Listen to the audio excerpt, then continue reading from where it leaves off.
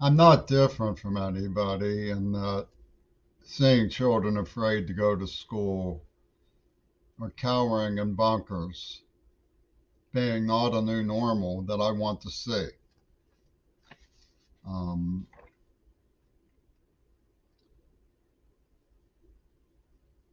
Most of the people who I have contact with, who I seek out, are people who want to safeguard a process of establishing new civilized norms that allow us as a species to save the planet. So, what's going on in the Ukraine is a very significant juxtaposition at this time and trying to understand this new situation um, takes work. And one of the things I know about the brilliance who are in operation around the globe is that they have a demonstration project and ongoing critique, what Mao called resolving the contradictions between the people, what I call UW dialecticalism. And it's talking about it as we go along. It's the idea that if you can't grapple with all ideas, then no single idea that you have should ever be aired.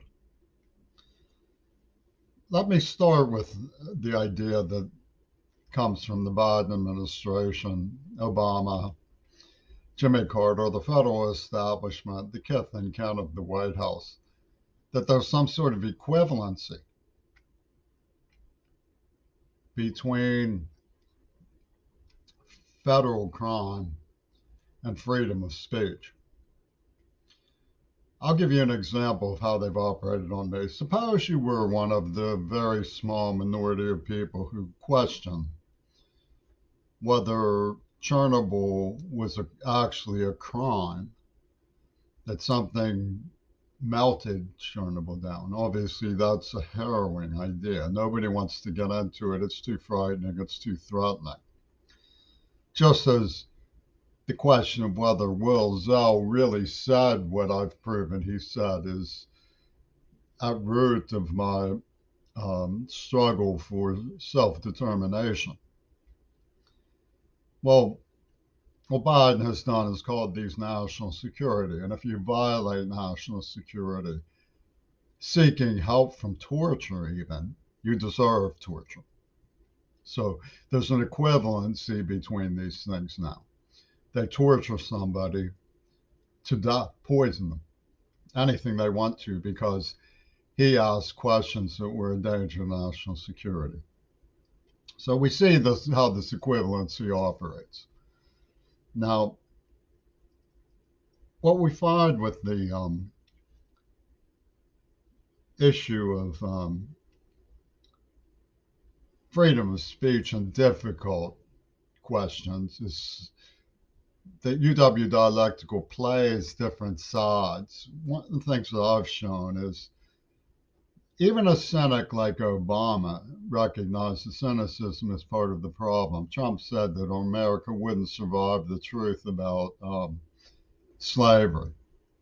And the NAACP says that I won't survive the truth about the letters that were sent to me. I'll get to that in a second. And I have said repeatedly that the NAACP is in grave danger if the truth about what their role in those letters ever came to light is. So, a class action suit against them, for example, would be called for if people were honest. So, what were these letters? Well, according to myth, mongered by the Hair Broadway cast with Warhol, these letters were a Wannsee conference. Now, this gets a little ridiculous because the way that Biden plays that is that It's national security to be aware of that. A child who has been tortured should have been aware of that. They deny that there's anything to be aware of, and therefore they can torture a child all grown up because of the equivalency of talking about something that's a danger to national security. So it gets ridiculous, but it's very real. The crime that UW administration has committed with the help of Jay Inslee is so dastardly that the only cure they have for against talking about it is cold-blooded murder. So, the evil at the root of what the Warhol and the Herod have done is endorsed by Queer Seattle to the point where they see COVID-19 as part of a momentum in their favor. It gets sort of ugly though, and I'd like things to calm down to a new normal like everybody else. Now, what really happened is that Yoko Ono set up this storyline in the 1C letters about John Lennon so she could threaten me, who is a heritage asset of the survival of the Navy in World War II, in a nuclear ultimatum about what these letters contained. It's a revenge attack, and it's a very sly one because it gets John Lennon's endorsement, and therefore anybody who loved John Lennon. But you can see it in the graphics of that if you look at it. So really, at root of this is really very bad acid. Now, I realize that the Jewish people in Israel suffered from COVID-19 just like everyone else. But the question, how can a person like Zelensky, who came from the celebrity superstate and is Jewish, be a Nazi, actually arrives at what happened with another Zell who was promoted on Mount Desert Island by black people despite promoting Goebbels because he was supposedly protecting an Israeli princess. A lot of this stuff does come from Pittsburgh Israelis.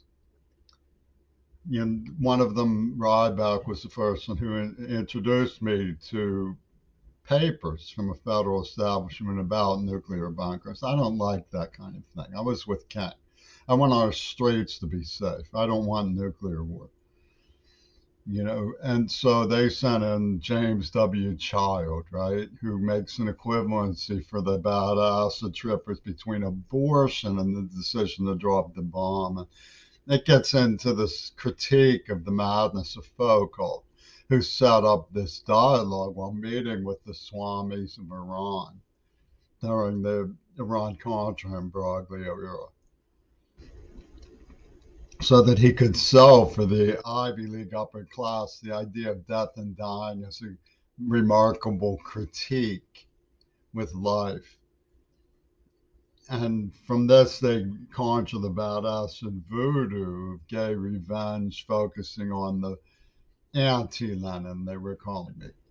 It's really despicable, but it's administrative. I mean, it goes pretty high up when you talk about getting through the UW administration, the White House. It's alarming.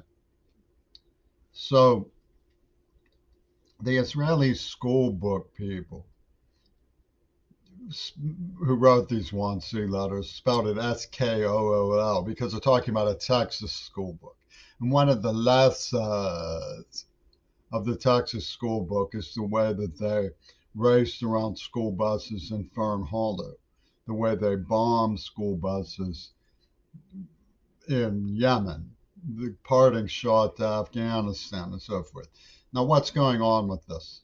I'm going to get back to the school bus lesson of the Texas Israeli school book after looking at what's happening in the Ukraine for just a moment. What it looks like to me, this is pure theory, because I can't read their minds.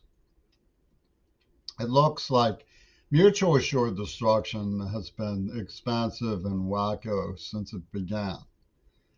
it's brought everything to a standstill, but people are still fighting and nervous about the global condition, afraid there's going to be more fighting. So the Council of Dictators got together and said, we'll fight to a new standstill and then make universal military conscription to new norms regimented.